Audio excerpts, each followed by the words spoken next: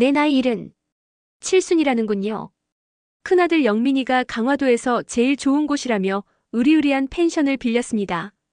통유리 너머로 서해의 낙조가 그림처럼 펼쳐지는 것이 참으로 멋진 곳이었습니다. 자식들이 떠드는 소리, 손주 녀석이 뛰어다니는 소리가 유리창에 부딪혔다 흩어지는 것을 멍하니 바라보았습니다. 분명 내 생일 잔치인데 모든 것이 나와는 상관없는 풍경처럼 아득하게만 느껴졌습니다. 예, 박 부장. 계약서 최종안 바로 보내세요. 제가 지금은 가족 행사 중이라 예. 알겠습니다. 바로 확인하고 연락드리죠. 형님, 이거 예쁘죠? 이번 신상이래요. 아, 맞다.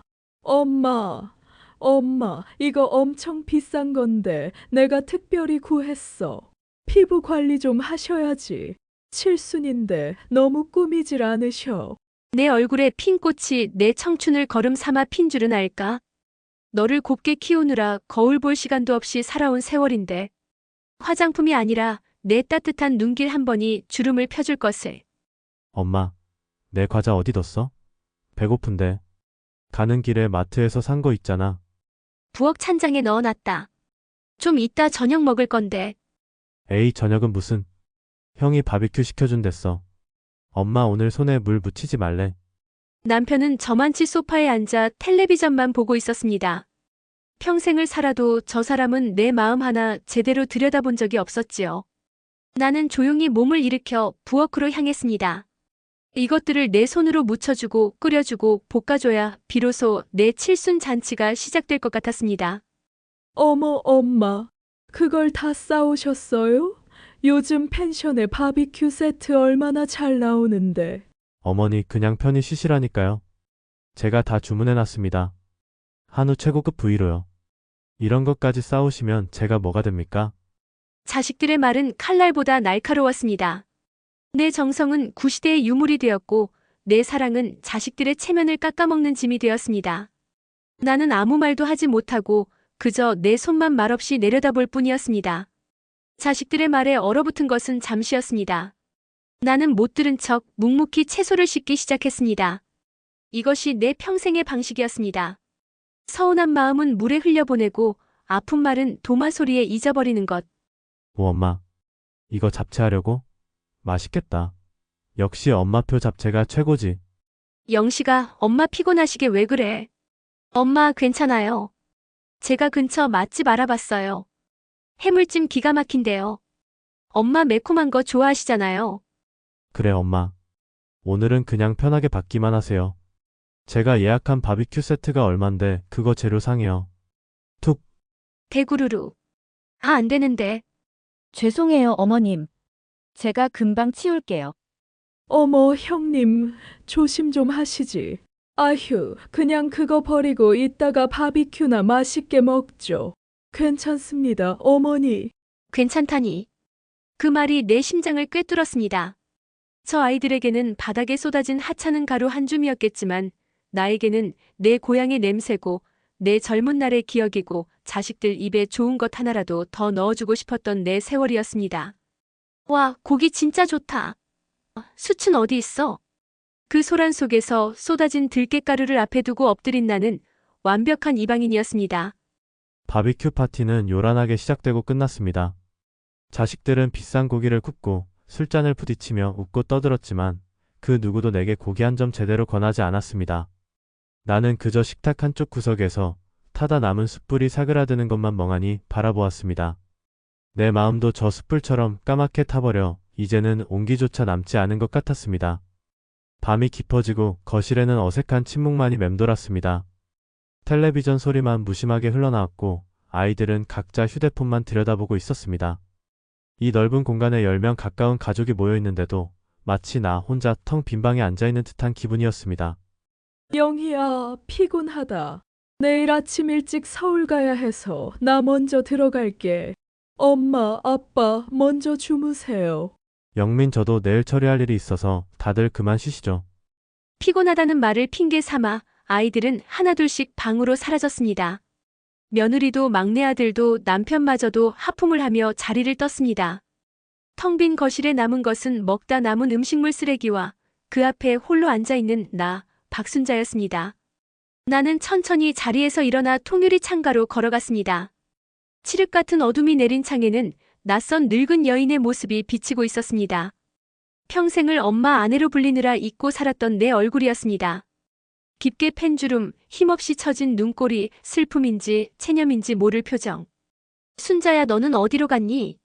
너는 대체 무얼 위해 이 악착같이 살아온 것이냐? 창에 비친 내 모습이 너무도 가여워 차마 눈을 마주 볼 수가 없었습니다. 지난 70년의 세월이 파노라마처럼 스쳐 지나갔습니다.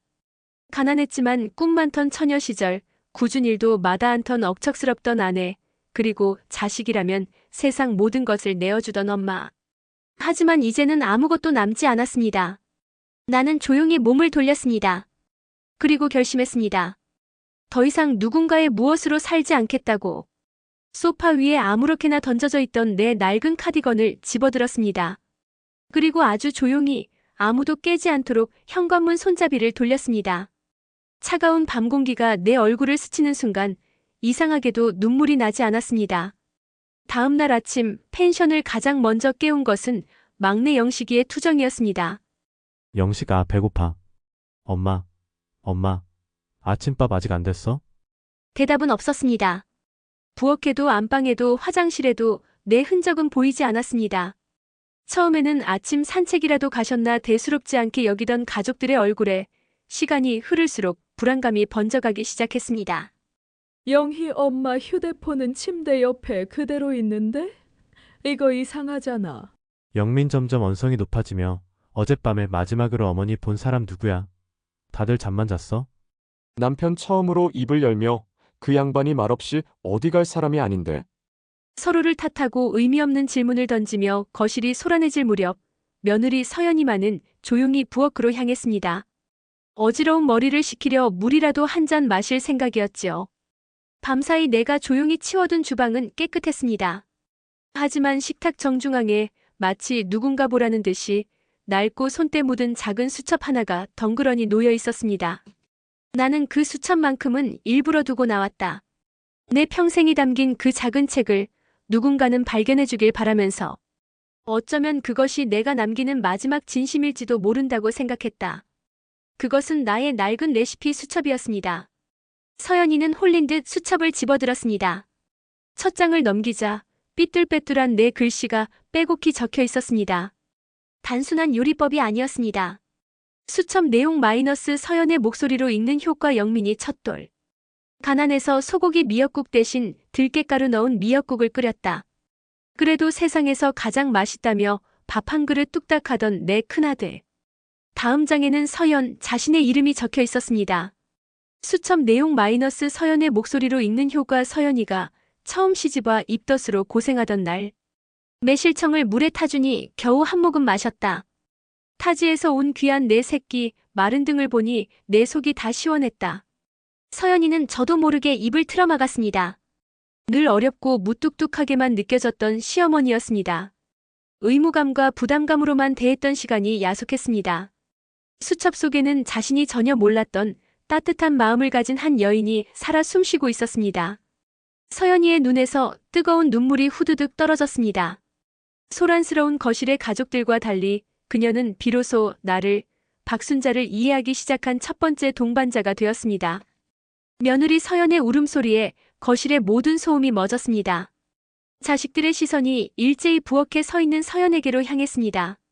딸 영희가 짜증 섞인 목소리로 물었습니다. 영희 형님, 왜 울고 그래요? 지금 그럴 때가 아니잖아요.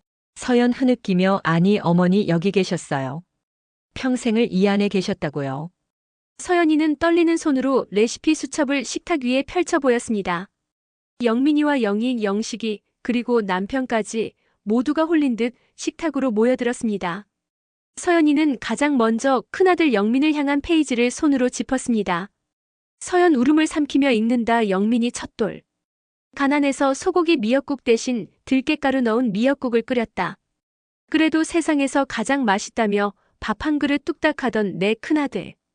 그 순간 늘 당당하고 자신만만하던 장남 영민의 얼굴이 딱딱하게 굳었습니다. 자신이 가족을 일으켰다고 믿어왔던 그의 성공 신화에 기억조차 못하는 가난의 흔적이 생채기처럼 새겨지는 순간이었습니다. 이번엔 영희의 이야기였습니다. 서연 다음 장을 넘기며 영희 유치원 발표의 날. 남들 다 새 드레스 입는데 우리 딸만 헌 옷이라 속상했다. 밤새 이웃집에서 얻어온 레이스를 꿰매 옷을 고쳐주니 새 것보다 예쁘다며 웃던 내 강아지. 영희는 저도 모르게 자신이 입고 있는 비싼 명품 옷깃을 매만졌습니다. 까맣게 잊고 있던 기억이었습니다. 엄마의 밤샘으로 얻은 그날의 기쁨 위에서 오늘의 자신이 서 있다는 것을 너무 늦게 깨달았습니다. 수첩에는 자식들 각자의 이름 아래 그들이 기억하지 못하는 희생의 기록들이 빼곡했습니다. 그리고 마지막 장. 그곳에는 자식들이 아닌 바로 나의 이름이 적혀 있었습니다. 서연 마지막 장을 읽으며 목소리가 더욱 떨린다. 오늘 가게 자리를 보고 왔다. 강화도 바닷가가 보이는 작은 식당. 이름은 순잔의 밥집으로 해야지. 내 이름 석자 걸고 따뜻한 밥을 파는 꿈. 이제 곧. 글씨 옆에는 날짜가 적혀 있었습니다. 막내 영식이가 태어나기 바로 한 달 전이었습니다. 그제야 가족들은 알았습니다. 어머니에게도 이름이 있었고 꿈이 있었다는 것을. 막내 아들을 낳고 키우느라 그리고 우리 모두를 위해 어머니는 자신의 이름을, 자신의 꿈을 바닷가 작은 식당과 함께 조용히 묻어버렸다는 것을. 거실을 채웠던 소라는 사라지고 무겁고 고통스러운 침묵이 모두를 짓눌렀습니다. 어머니의 꿈을 마주한 우리에게 남은 것은 지독한 자기 혐오와 후회뿐이었습니다. 무거운 침묵을 먼저 깬 것은 막내 영식이의 울음이었습니다. 영식 아이처럼 울며 엄마 보고 싶어. 다 우리 때문이야. 우리가 엄마 꿈을 다 뺏었어. 그 울음은 도화선이 되었습니다. 억눌렀던 감정들이 서로를 향한 날카로운 비수가 되어 터져나왔습니다. 영희 눈이 벌개져서 소리친다 그래. 다 우리 때문이야. 오빠는 잘난 사장이라고 돈만 주면 다인 줄 알았고 영식이 너는 평생 엄마 등골만 빼먹었잖아. 영민 격앙된 목소리로 그럼 너는 뭐 잘한 거 있어? 명품 가방 사다 주면 그게 효도야? 평생 서로에게 쌓아두었던 원망과 불만이 본물 터지듯 쏟아졌습니다. 그때였습니다. 그 모든 대화에서 철저히 침묵을 지키던 딸 영희가 평생을 그림자처럼 존재하던 아버지에게로 화살을 돌렸습니다. 영희 아버지를 노려보며 아빠는 뭐예요? 평생 엄마한테 따뜻한 말 한마디 해준 적이 있어요? 엄마가 저 수첩에 자기 꿈을 적던 그날에도 아빠는 옆에 없었어.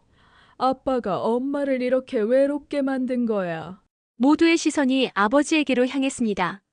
늘 산처럼 크고 단단해 보였던 아버지의 어깨가 그 순간 모래성처럼 허물어져 내렸습니다. 아버지는 아무런 변명도 하지 못하고 마른 세수를 하며 주저앉았습니다. 남편 목이 메어 갈라지는 소리로 내가 다 잘못했다. 그 사람이 내 옆에서 그렇게 죽어가고 있는 줄도 모르고 내가 죄인이다. 아버지의 무너진 모습 앞에서 우리는 할 말을 잃었습니다. 우리는 비로소 깨달았습니다. 어머니가 사라진 것이 아니라 우리가 어머니를 지워버렸다는 것을. 서로의 얼굴에서 우리는 똑같이 이기적이고 못난 자식의 모습을 보았습니다. 바로 그때 지옥 같은 정적을 깨고 장남 영민의 휴대폰이 날카롭게 울렸습니다. 발신자는 강화경찰서였습니다. 영민 손을 떨며 전화를 받는다. 여보세요? 네? 저희 어머니요? 영민의 얼굴이 하얗게 질려갔습니다. 통화가 끝나고 그는 망연자실한 표정으로 우리를 둘러보았습니다. 영민 숨막히는 목소리로 외톨이 선착장에서 엄마랑 비슷한 할머니를 봤다는 신고가 들어왔대. 혹시 배를 타셨을지도 모른다고. 선착장 그 세 글자가 우리 가족 모두의 심장을 얼어붙게 만들었습니다. 선착장. 그 세 글자는 우리를 미치게 만들었습니다. 우리는 짐도 챙기는 둥 마는 둥 펜션을 뛰쳐나와 미친 듯이 차를 몰았습니다. 외톨이 선착장으로 향하는 15분 남짓한 시간이 15년처럼 길게 느껴졌습니다. 차 안에서는 누구도 입을 열지 못했습니다. 우리는 그저 각자의 마음속에서 최악의 상상을 하며 신에게 빌고 또 빌 뿐이었습니다. 선착장에 도착했지만 어머니의 모습은 보이지 않았습니다. 짭조름한 바닷바람만이 텅 빈 방파제 위를 맴돌고 있었습니다. 희망이 절망으로 바뀌려는 그 순간 저만치 방파제 가장 끝에 웅크리고 앉아있는 작고 낯익은 실루엣이 보였습니다. 영희 가장 먼저 발견하고 외친다. 엄마, 엄마다. 우리는 약속이라도 한 듯 차에서 내려 그곳을 향해 달렸습니다. 가까워질수록 그 실루엣은 분명 우리의 어머니였습니다. 하지만 어머니는 우리가 달려오는 것을 보면서도 아무런 표정 없이 그저 멍하니 수평선 너머의 작은 섬 하나만을 바라보고 있었습니다. 마치 세상에 자신과 저 바다 외에는 아무것도 존재하지 않는다는 듯이. 영민 숨을 헐떡이며 어머니, 여기서 뭐 하세요? 저희가 얼마나 걱정했는지 아세요? 영희 울면서 엄마, 왜 말도 없이 나와서 우리가 다 잘못했어. 응? 제발 집으로 가자, 엄마. 자식들의 울음 섞인 애원에도 나는 대답하지 않았습니다. 나는 그저 내 평생의 꿈이었던 저 바다 너머의 작은 식당 자리를 가만히 눈에 담을 뿐이었습니다. 한참의 시간이 흐른 후 나는 천천히 고개를 돌려 내 앞에 서 있는 자식들을, 그리고 남편을 마주 보았습니다. 눈물은 흐르지 않았습니다.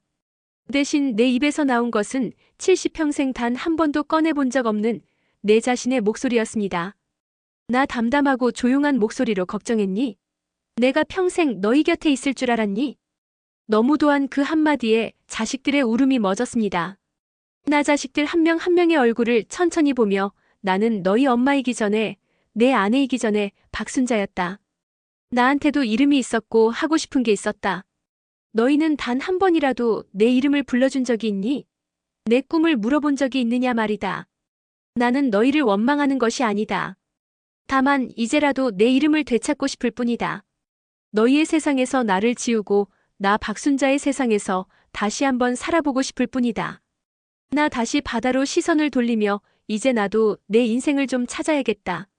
70평생을 너희를 위해 살았으니 이제 하루쯤은 나를 위해 살아도 되지 않겠니? 평생을 침묵으로 희생을 감내했던 어머니의 첫 번째 진심 앞에 우리는 아무 대답도 하지 못했습니다.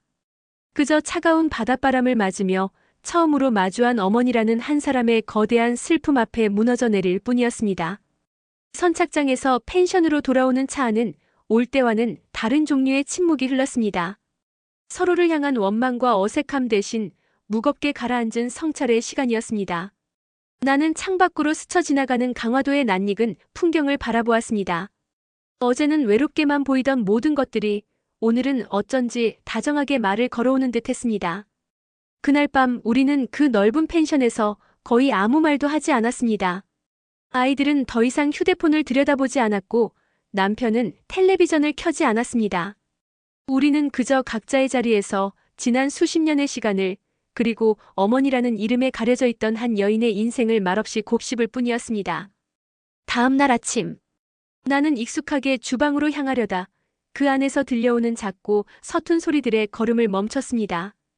쭈뼛쭈뼛 부엌 문틈으로 안을 들여다본 나는 내 70년 평생 단 한 번도 본 적 없는 광경과 마주했습니다.